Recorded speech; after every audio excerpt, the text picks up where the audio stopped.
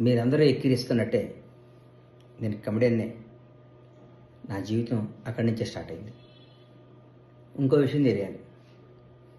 నేను హైదరాబాద్ బతకడానికి వచ్చినప్పుడు ఒక నిర్మాణ సంస్థలో ఇన్స్టిట్యూట్ అయిపోయినాక షాద్నగర్ తిరిగి వెళ్ళిపోవడం ఇష్టం లేక ఆఫీస్ బాయ్గా కూడా పనిచేశాను. నేను గర్వంగా చెప్పుకుంటా. అక్కడి నుంచి అగ్ర నిర్మాత స్థాయి దాకా ఎదిగా. చిన్న చిన్న వేషాలు వేసా. ఎందుకంటే నేను మేనేజ్మెంట్ కోటాలో లేను.